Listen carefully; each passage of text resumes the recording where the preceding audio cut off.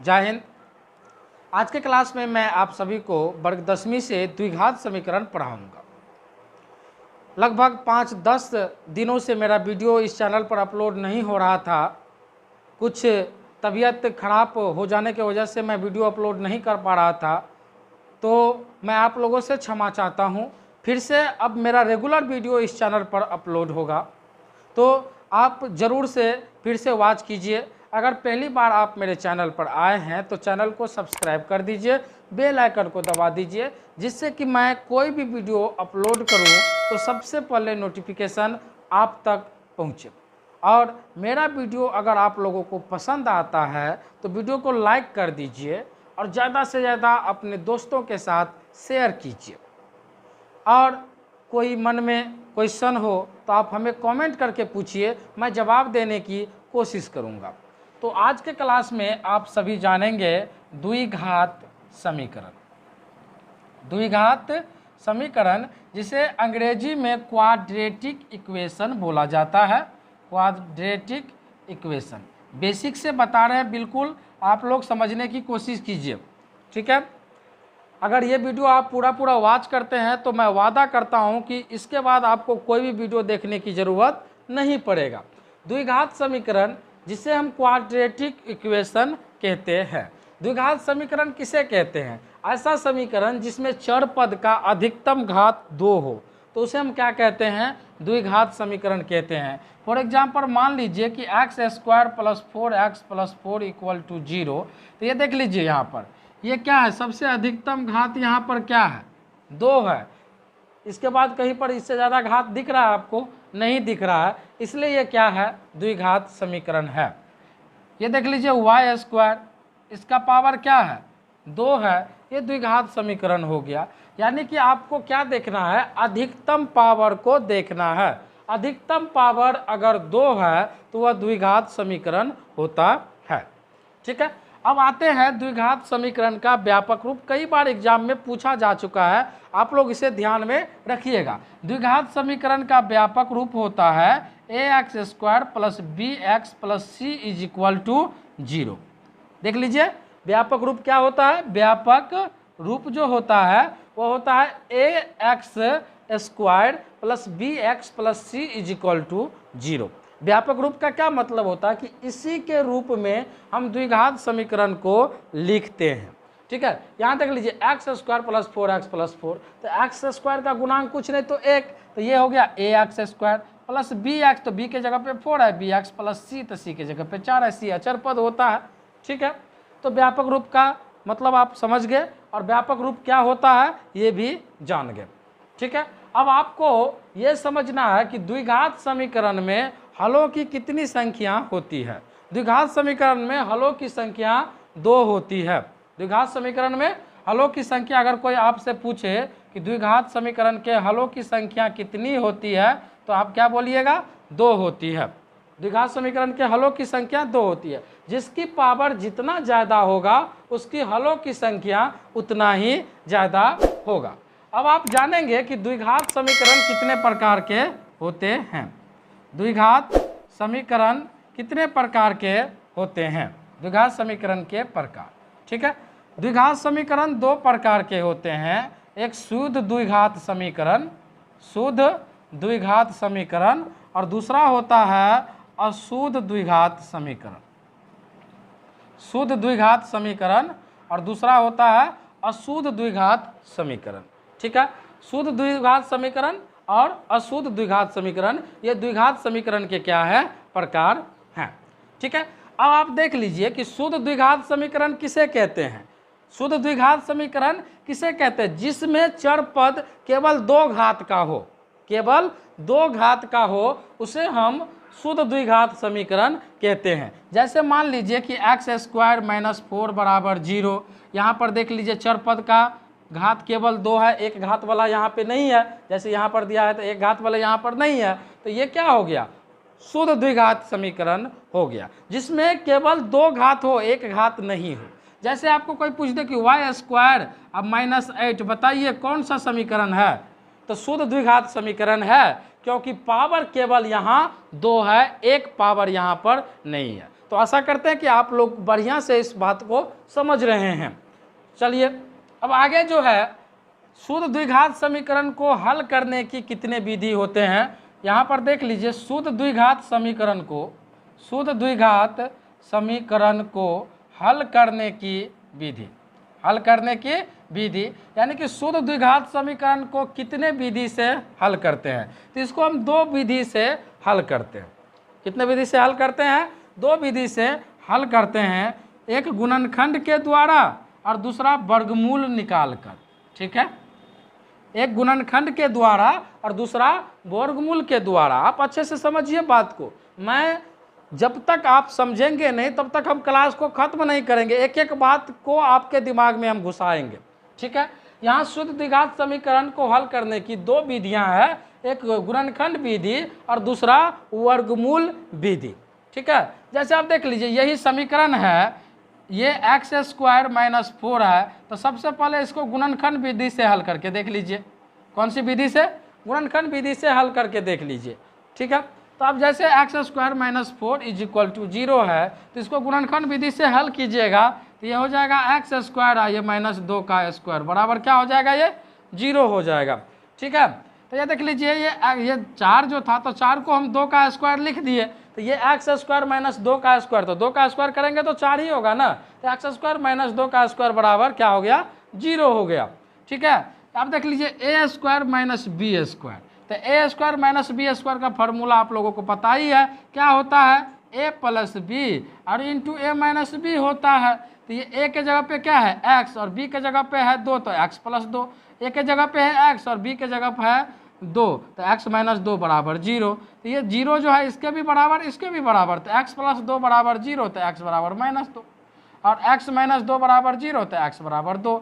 अतः आप कह सकते हैं कि x बराबर 2, -2, यानी कि x का वैल्यू यहाँ से ये निकल कर आया। अब जो है आपको बनाना है वर्गमूल विधि के द्वारा, तो गुणनखंड विधि से आप देख लिए। अब इसी को वर्गमूल विधि के द्वारा सोल्व करना है। वर्गमूल विधि से कैसे बनेगा आप देख लीजिए। यहाँ पे जैसे देख लीजिए ये x² - 4 = 0 है, किस विधि से हम सोल्व कर रहे हैं?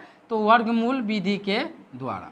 ठीक है, वर्गमूल विधि के द्वारा। तो x² - 4 = 0, तो x² ये माइनस में 4 इस तरफ है, इस तरफ जाएगा तो प्लस में 4 हो जाएगा, तो x² = 4। इधर से स्क्वायर हटाते हैं तो इधर क्या होता है? रूट होता है, आप लोगों को पता ही होगा। और ये जब ये 4 का वर्गमूल निकालेंगे तो इसके साथ हम प्लस माइनस लगाएंगे, तो 4 का वर्गमूल क्या होता है? 2, तो प्लस माइनस 2, x बराबर 2, -2, यानी कि x का मान 2 और -2 निकला है। तो आप समझ गए गुणनखंड विधि से और वर्गमूल विधि से। चलिए एक दूसरी एग्जाम्पल के द्वारा आपको हम समझाते हैं। जैसे 25x² - 16 बराबर 0 है, तो 25x² - 16 बराबर 0 है, तो सबसे पहले उसे गुणनखंड विधि के द्वारा सोल्व कीजिए। तो गुणनखंड विधि के द्वारा कैसे सोल्व कीजिएगा? 25x² को 5x का होल स्क्वायर लिखिएगा, और -16 है तो 16 को 4 का होल स्क्वायर लिखिएगा, तो 5x का होल स्क्वायर - 4 का होल स्क्वायर बराबर 0। ठीक है, ठीक है। अब ये क्या हो गया? a² - b² बराबर 0, तो फॉर्मूला क्या होता है? a + b × a - b। तो क्या लिखिएगा? 5x + 4, और ये क्या हो गया? 5x - 4 बराबर 0। तो यहाँ आप देख लीजिए कि 5x + 4 बराबर 0, तो 5x बराबर -4, तो x बराबर -4/5। ठीक है, और ये 5x - 4, तो 5x - 4 बराबर 0, तो 5x बराबर 4, तो x बराबर 4/5। ठीक है ना, जस्ट हम समझाने के लिए आपको बता रहे हैं, आप समझिए थोड़ा सा बातों को। ठीक है ना, तो ये आप समझ गए कि 25x² - 16 बराबर 0, तो 5x का होल स्क्वायर - 4 का होल स्क्वायर बराबर 0। तो ये हो गया फॉर्मूला, यहाँ पे हम लगा दिए a² - b² बराबर 0। तो फॉर्मूला क्या होता है? a + b, तो a के जगह पे 5x और b के जगह पे 4, तो 5x + 4, a - b, तो 5x - 4, a + b × a - b बराबर 0। अब ये 0 इसके भी बराबर इसके भी बराबर, तो 5x + 4 बराबर 0, तो 5x बराबर इस तरफ प्लस में उस तरफ जाएगा तो 4 माइनस में हो जाएगा, x बराबर -4/5। यहाँ देख लीजिए 5x - 4 बराबर 0, तो 5x बराबर 4, तो x बराबर कितना हो गया? 4/5। ठीक है, ये किस विधि से था? गुणनखंड विधि के द्वारा। अब इसी को आप अगर वर्गमूल विधि से बनाइएगा तो कैसे बनाइएगा, देख लीजिए 25x² माइनस 16 बराबर 0, तो 25x² और माइनस में 16 है, इस तरफ अगर इसको भेज देंगे तो प्लस में 16 हो जाएगा, तो ये x² बराबर क्या हो जाएगा 16/25, इस तरफ ये गुना में, इस तरफ जाएगा तो भाग में, तो x बराबर √10 16/25, इधर से स्क्वायर हटाते हैं इधर रूट देते हैं, आप लोग जानते ही हैं। अब ये 16/25 का वर्गमूल क्या होगा प्लस माइनस 4/5, तो x बराबर हो गया 4/5 और x बराबर माइनस 4/5। तो आशा करते हैं कि इस विधि, ये जो शुद्ध द्विघात समीकरण था और इसको बनाने की जो दो विधि था, गुणनखंड विधि और वर्गमूल विधि, आपको अच्छी तरीक़ा से समझ में आ गया है। अब हम चलते हैं अशुद्ध द्विघात समीकरण के ओर। चलिए अब जानेंगे कि अशुद्ध द्विघात समीकरण को हल करने की कितने विधि हैं। अशुद्ध द्विघात समीकरण, ठीक है, इसको भी हल करने की दो विधियां हैं, एक गुणनखंड विधि है ना, गुणनखंड विधि, और दूसरा है वर्ग पूरा करके या वर्गमूल विधि, इसको भी आप कह सकते हैं कि अशुद्ध द्विघात समीकरण को भी हल करने की दो विधि है, एक गुणनखंड विधि और दूसरा वर्ग पूरा करके।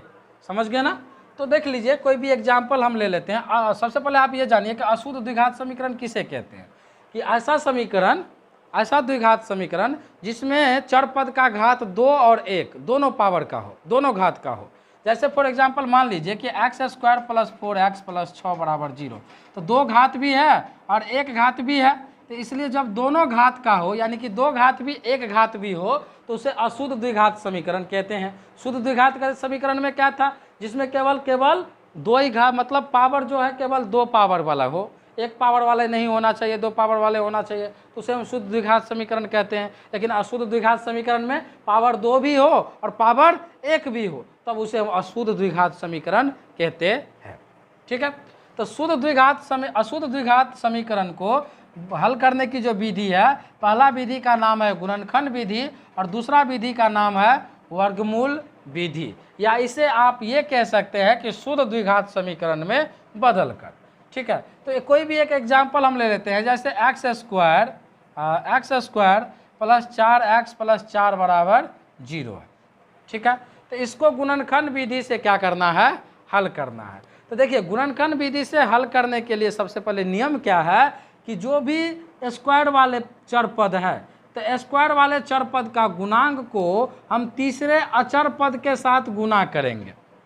समझ रहे हैं ना, x² वाले यहाँ x² है, तो x² का गुणांक यहाँ क्या है 1 है, तो 1 को हम तीसरे अचर पद के साथ क्या कर देंगे, गुना कर देंगे। तो 1 को अगर 4 के साथ गुना करेंगे तो 4 होगा, और 4 जब हो गया गुना करने के बाद, तो ये जो गुना प्राप्त हुआ उसको गुणनखंड करेंगे, और गुणनखंड करने के बाद बीच वाले अंक पुराना है, तो 2 दूनी 4 और इसको जोड़ या घटा कर, ठीक है, तो 2 2 4 पुर रहा है 4 यहाँ पे, तो ये x² + 2x + 2x + 4 = 0 हो गया।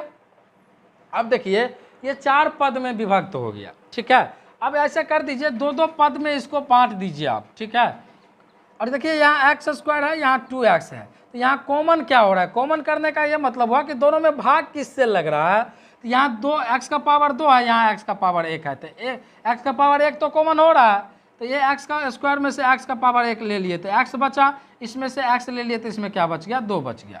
इसमें आप 2 कॉमन कर लीजिए, इसमें बचेगा x और इसमें बचेगा 2 दूनी 4। ठीक है, ये दोनों सेम होनी चाहिए। ठीक है, तब हमारा गुणनखंड सही होगा। अब ज़बरदस्ती सेम मत कर दीजिएगा। ये x + 2 और x + 2 है, तो ये क्या हो गया x + 2, दोनों में से एगो ले लीजिए और एक ये ले लीजिए, तो ये हो गया x + 2 बराबर 0। तो x + 2 बराबर 0, तो x बराबर क्या हो गया -2, और x + 2 बराबर 0, तो x बराबर क्या हो गया -2। अतः ये x बराबर क्या हो गया -2, -2। समझ गए, ये तो था गुणनखंड विधि। अगर इसी को हम वर्गमूल विधि के द्वारा हल करेंगे तो क्या करेंगे।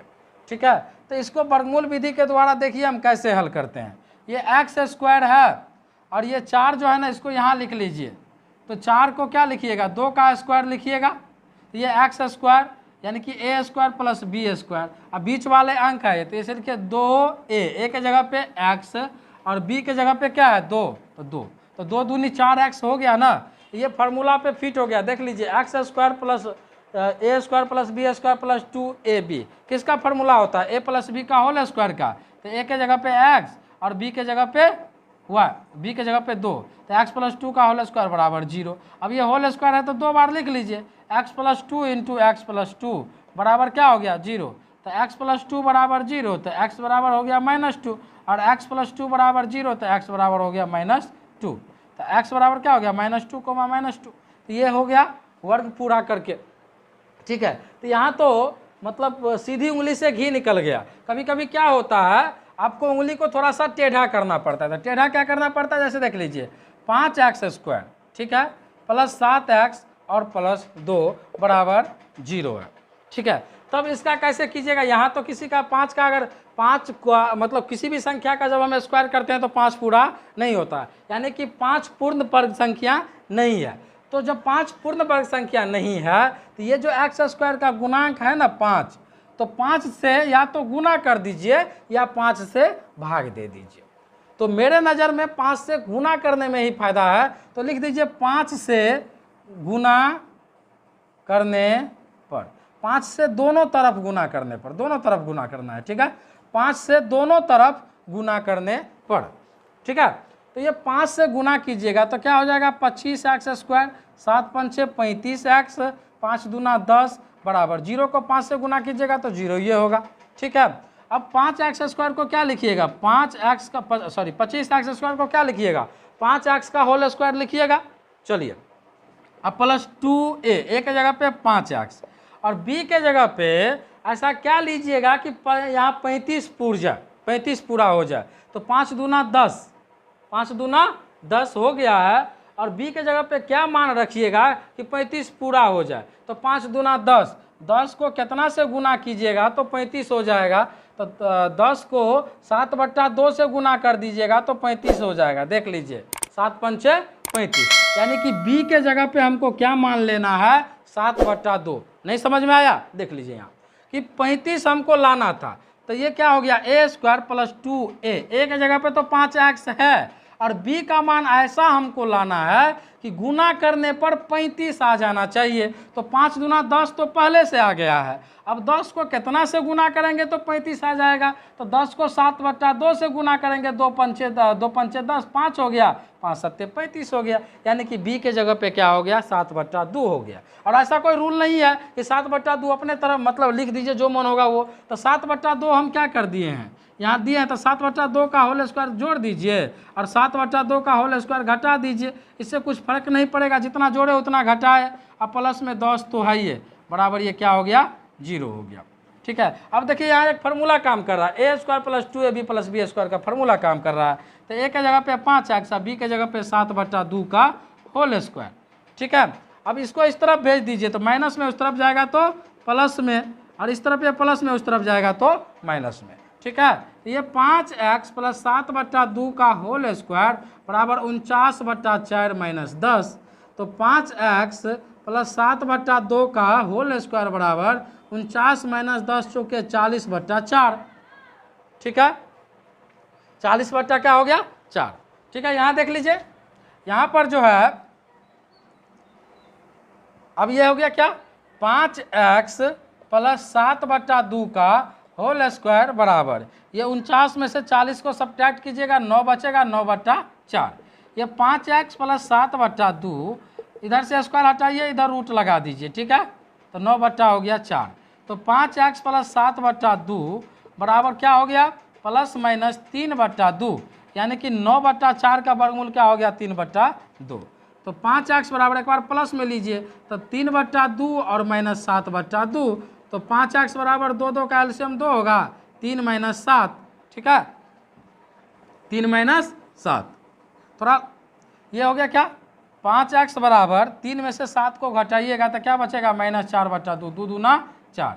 तो x बराबर हो गया -2/5, ठीक है। ये तो प्लस में लिए थे, अब आपको माइनस में लेना है। 5x बराबर -3/2 और इसको प्लस में है इस तरफ, इसको भेज दीजिए माइनस में हो जाएगा 7/2। तो 5x बराबर 2 का एलसीएम तो 2 ही होगा, -3 -7, तो 5x बराबर -3 और -7 -10, ये 2 पंचे 10, 5 5 कैंसिल, x बराबर -1। अतः आप कह सकते हैं x बराबर -1 और x बराबर -2/5। तो फिर से एक बार आप समझ लीजिए कि देखिए 5x² + 7x + 2 बराबर 0 है। तो ये जो x² का गुणांक है 5, ये अपूर्ण वर्ग संख्या है। इस स्थिति में इससे सभी को दोनों तरफ क्या कर दीजिए, गुना कर दीजिए। तो 5 से दोनों तरफ गुना करने पर, तो 5 से कीजिएगा गुना तो 25x² + 7 पंचे 35x + 5 दूना 10 बराबर 0। अब ये देखिए, अब ये 5x² है तो 25x² है तो 5x का होल स्क्वायर लिखिएगा प्लस 2a बी का ऐसा क्या मान लीजिएगा कि गुना करने पर 35 आ जाए। तो 5 दूना 10 और 10 को कितना से गुना कीजिएगा तो 35 होगा। तो 10 को 7/2 से गुना कीजिएगा तो 35 होगा। तो b के जगह पे 7/2 दे देना है। अब b का स्क्वायर जोड़ दिए, b का स्क्वायर घटा दिए, यानी कि 7/2 का होल स्क्वायर जोड़ दिए, 7/2 का होल स्क्वायर घटा दिए। अब प्लस में ये 10 है तो 10 बराबर हो गया 0। ठीक है। अब देखिए a² + 2ab + b², किसका फॉर्मूला होता है, a + b का होल स्क्वायर का। तो a के जगह पे 5x है और b के जगह पे 7/2 है, तो 7/2 का होल स्क्वायर बराबर क्या हो जाएगा, इस तरफ ये माइनस में है, इस तरफ इसको भेजिएगा प्लस में, इस तरफ प्लस में, तो इस तरफ जाएगा तो माइनस में। ये 5x + 7/2 का होल स्क्वायर बराबर 7 7 49/4 -40।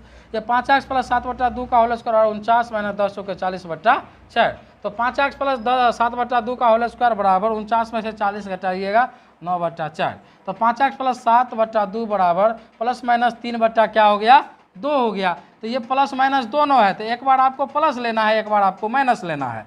तो 5x बराबर, ये प्लस में इस बार लिए है तो 3/2, इसको इस तरफ भेज दे तो माइनस में 7/2। तो 5x बराबर 3 - 7/2, यानी कि 2 का एलसीएम तो 2 ही हुआ। तो 5x बराबर -4/2, 2 दूना 4 हो गया, तो x बराबर -2 क्या हो गया, 5 हो गया। ठीक है। अब ये तो प्लस में लिया था, अब माइनस में आपको लेना है। तो 5x बराबर क्या हो जाएगा, -3/2 और प्लस में 7/2 इस तरफ है, उसको इस तरफ भेज दीजिए, माइनस में 7/2 हो जाएगा। तो 5x बराबर -3 - 7/2, तो 2 पंचे 10, यानी कि 5 5 ये भी कैंसिल, x बराबर -1। अतः x बराबर -1, -2/5। तो आशा करते हैं कि ये वर्ग पूरा करके जो विधि है उससे आप इसी प्रकार से आप निकालना सीख गए हैं। चलिए अब जो है आपको कुछ फार्मूला बता रहे हैं। देखिए अब ये जो होता है, एक फार्मूला होता है d बराबर b² - 4ac। तो d को हम क्या बोलते हैं, विवेचक। क्या बोलते हैं, विवेचक या विविधकर, याद रख लीजिएगा। d को हम बोलते हैं विवेचक या विविधकर। तो d बराबर फार्मूला क्या होता है, b² - 4ac। देखिए जब d बराबर हो जाए 0, जब d बराबर 0 तो मूल क्या होगा, वास्तविक और समान होगा। मूल वास्तविक और क्या हो जाएगा, समान होगा। d > 0 तो मूल वास्तविक और असमान होगा। मूल वास्तविक और असमान होगा। ठीक है। d < 0 तो कोई मूल नहीं होगा, आपको याद रखना है, कोई मूल नहीं। ठीक है। d बराबर 0 यानी कि d का मान जब 0 आ जाए तो मूल वास्तविक और समान होगा। d > 0 यानी कि d का मान 0 से बड़ा आ जाए, प्लस में 1 2 3 5 10 9 कुछ भी, तो d का मान अगर 0 से बड़ा आ गया, 0 से बड़ा कोई भी संख्या आ गया तो मूल वास्तविक और असमान होगा। और d का मान अगर 0 से छोटा हो जाए, 0 से छोटा कौन सी संख्या होता है, माइनस में होता है ना, तो अगर d का मान माइनस में आ जाए तो उस स्थिति में उस समीकरण का कोई हल नहीं होगा। ठीक है। तो ये जांचने के लिए बताया गया है कि आप किसी भी समीकरण को जांच करके बता सकते हैं कि इसका मूल निकलेगा या नहीं निकलेगा। ठीक है। अब एक होता है x बराबर, जिसे हम द्विघाती सूत्र कहते हैं और एक नाम से जाना जाता है। जैसे देखिए x बराबर क्या होता है, -b ± b² - 4ac/2a। ठीक है। x बराबर -b ± और b² - 4ac के जगह पे आप d भी दे सकते हैं, तो d/2a। ये दोनों फार्मूला आपको याद रखना है। ठीक है। इसे श्रीधाराचार्य सूत्र कहते हैं, श्रीधाराचार्य सूत्र या द्विघाती सूत्र कहते हैं। ठीक है। अगर आपको एग्जामिनेशन में पूछेगा द्विघाती सूत्र का प्रयोग करके समीकरण का हल निकालिए, तो आपको यही फार्मूला लगाना है, x बराबर minus B plus minus root under B square minus 4ac बटा 2a। पहले अगर आप जांच लिए हैं, यानी कि d पहले आप निकाल लिए हैं, तब ये फार्मूला नहीं लगाकर ये फार्मूला लगा लीजिएगा, x बराबर minus B plus minus root under D बटा 2a। ठीक है, d निकाल लेने से ये फायदा होता है कि हमें पता चल जाता है कि इसका मूल निकलेगा या नहीं निकलेगा, इसका हल निकलेगा या नहीं निकलेगा। तो आज के क्लास में द्विघात समीकरण का संपूर्ण थ्योरी आपको बता दिया गया है, आप क्वेश्चन को सॉल्व कर सकते हैं। तो मिलते हैं नेक्स्ट वीडियो में, अगला चैप्टर में जो द्विघाती समीकरण है उस वाले चैप्टर में मतलब अगले वीडियो में हम सॉल्व करेंगे। तब तक के लिए मैं आप सभी से विदा लेता हूं। अगर मेरा वीडियो पसंद आया तो वीडियो को लाइक कर दीजिए, शेयर कर दीजिए, और पहली बार मेरे चैनल पर आए हैं तो चैनल को सब्सक्राइब कर लीजिए। जय हिंद, जय भारत।